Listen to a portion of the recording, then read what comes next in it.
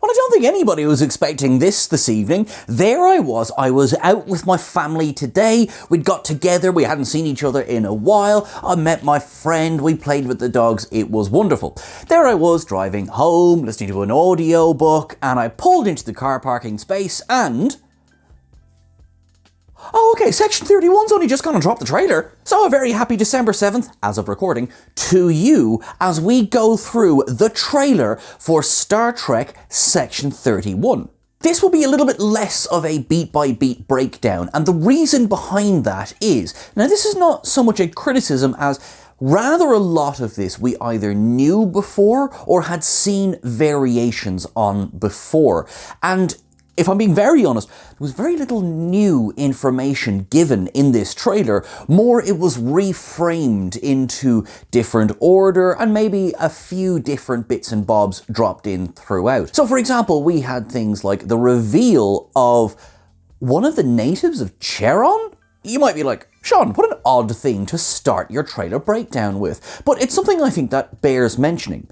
One thing that we have no idea, and still don't, is the actual time or even year in which this film takes place. The very fact that Rachel Garrett is in this film, and lots of Casey Roll in this trailer, so still very excited about that, means it's got to be in the, I'm going to say, the first 25 years of the 24th century. According to graphics by Michael Okuda for the biography, Rachel Garrett was born in 2300. I'm going to say, though, that one's up to interpretation. Well, okay, Michael Okuda, in fairness, is a fairly good source.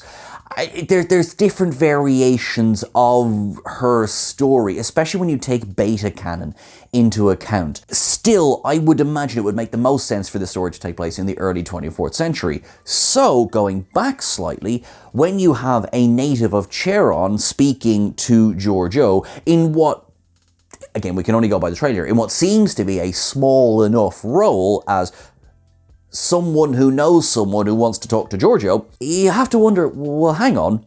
In the 2260s, they discovered that there were only two survivors of Cheron, Beale and Lokai. For all of those who care, you will note that the colouring scheme does seem to match Beale as opposed to Lokai. And if that is something that matters to you, you need help. Obviously, we have seen in many different types of media, like, you know, a species is extinct doesn't always mean a species is extinct. For proof, look at Jurassic Park. One thing I have to say I did like was the reveal of this, I presume it's a space station, that we see in the beginning and then later on in this trailer as well. It looks like a giant brooch, if I'm honest. You can imagine a brooch sitting there on someone's, lapel. And I have absolutely nothing against making my space station some decorative jewelry. It's certainly a striking image. If you think of all of the different space stations that we've seen throughout Star Trek, I mean, obviously, you know I'm a massive fan of, well, space dock, and I'm a fairly massive fan of Deep Space Nine. But things like Regular One, and skipping over into the Kelvin universe, Starbase Yorktown as well. I'm quite happy with adding this to the pantheon of gorgeous space stations. Whether or not, it doesn't seem to be a Starfleet affiliated one. It could very well be a Federation affiliated one, because the nightclub singer who we saw in a previous trailer seems to be the same species of alien as Natalia from Star Trek Beyond. The first thing that I would say I noticed about this trailer was that for about half of the footage we see, look at Georgiou's eyes. They appear to be golden or yellow. I would assume that this is in fact Quasi, not Georgiou, and that Quasi is posing as Georgiou, perhaps as a decoy and some sort of security, some bodyguard.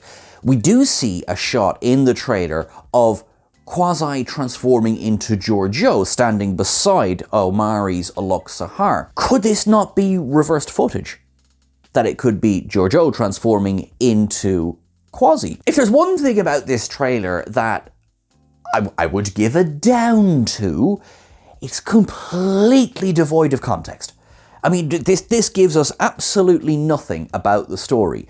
as it seems that there'll be some sort of massive threat that, of course, is going to threaten everyone.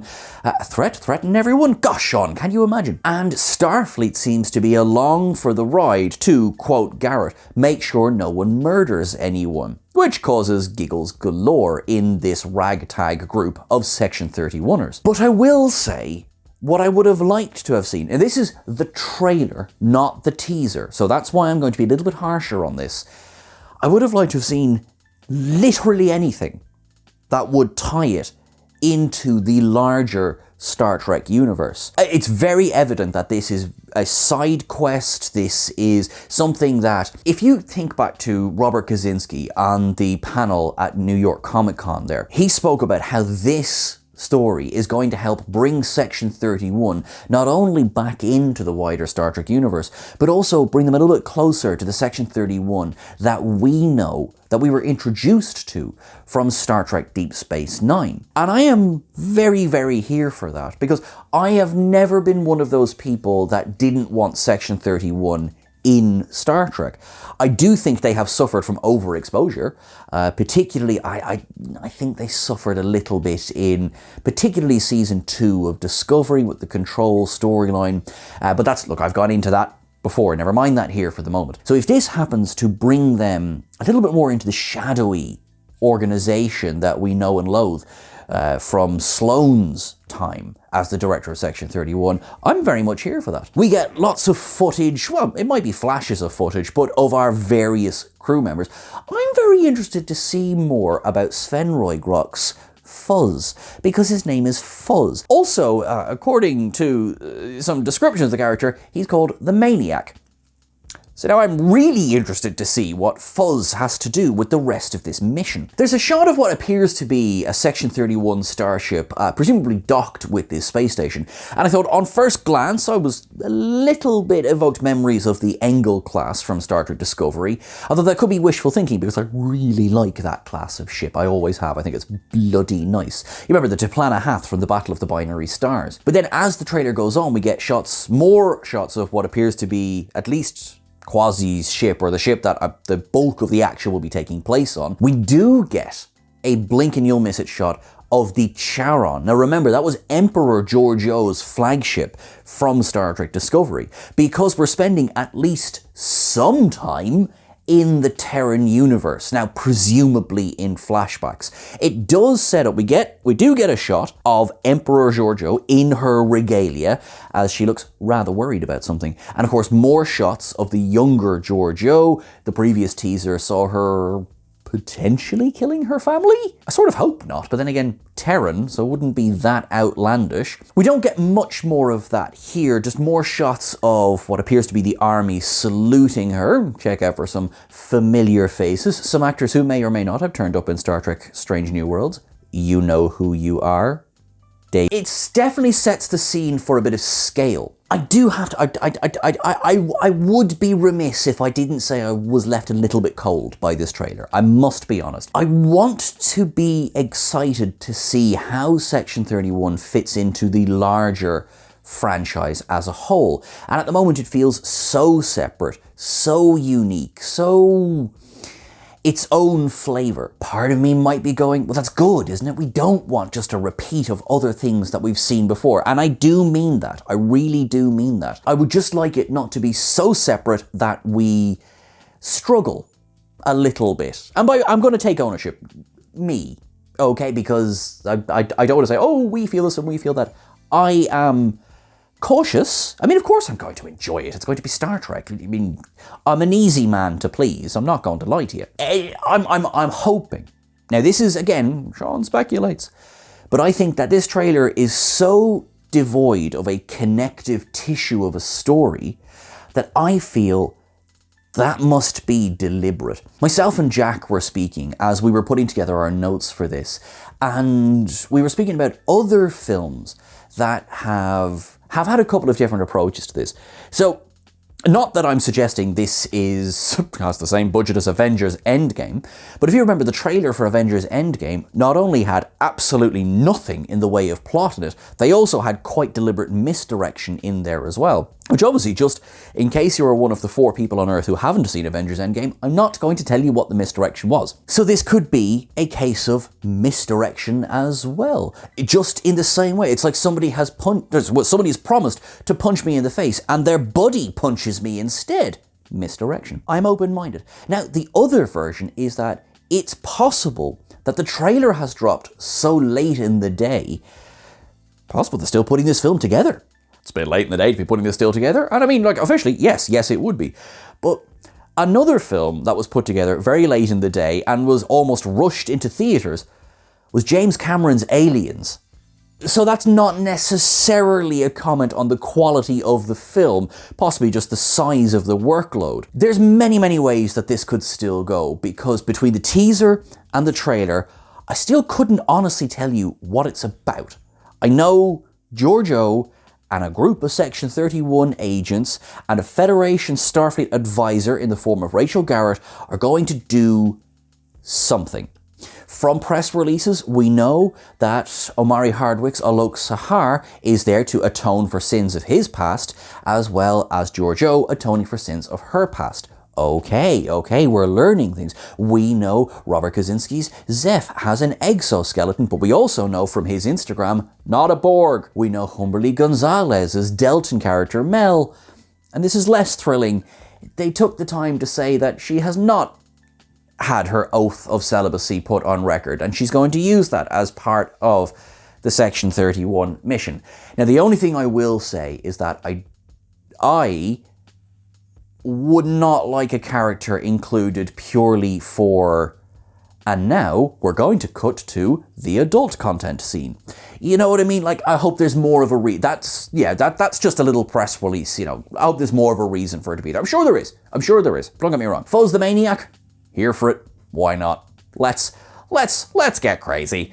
And Quasi apparently is completely indifferent to you, me, and everyone. No, really, that's almost a quote from the press release. So, you know, okay. Some other things to note in this trailer is that we see what appears to be the new Comaloid transformation.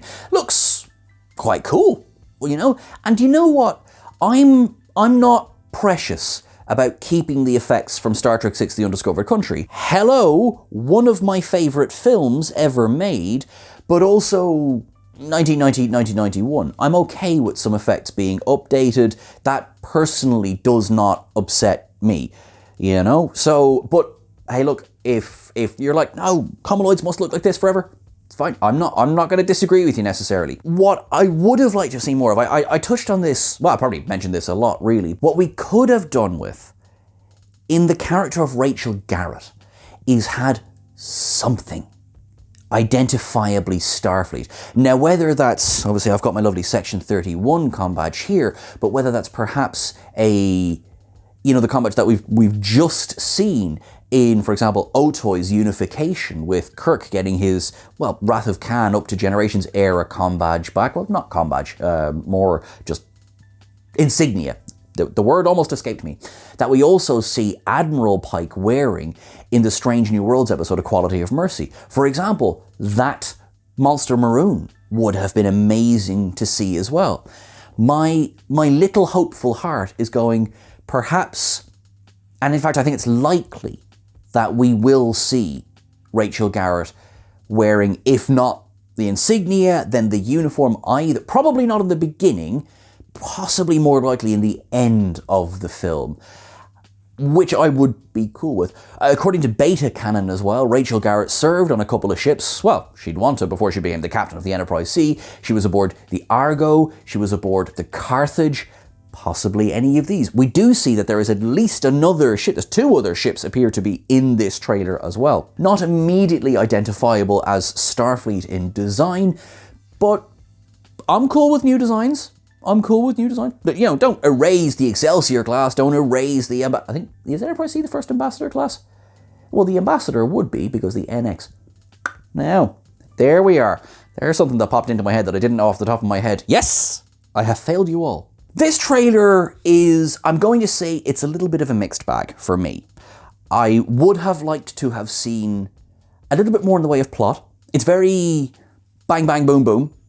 And I am not anti-action by any means. I don't really know what to expect. But as I have said, that feels deliberate. I feel like we're probably going to get a movie that contains all of the scenes from the teaser and the trailer and is probably wildly different from what we think it's going to be. It wouldn't be the first time that we've seen a misleading trailer, and it'll hardly be the last time either. What do you think? Section 31 is, at the moment, it's a bit of an oddity in the franchise and in the fandom. I've seen various reactions across all sides of the spectrum, from this is the greatest thing since sliced bread to this is, the end of Star Trek and it's the worst thing ever, blah, blah, blah, blah, blah. Where do you fall in that in terms of your excitement levels? Has this trailer done anything to help raise those excitement levels, or conversely, has it gone the other way? Let us know. I feel this will be a trailer that's going to be discussed for a while. But obviously not too long of a while, because January 24th is the day that Section 31 will drop on Paramount Plus for streaming. So we only have, effectively, the holidays and then a little bit on the other side of it to really ponder over this. Which means I've got to put some time aside to start getting my Section 31 on. I think I will make that sacrifice, and I think I'll do it with a song in my heart. Thank you very much, everyone, for watching along. You have been awesome. You have been wonderful. And whether we're allowed to talk about it or not, live long and prosper. Thanks very much, folks.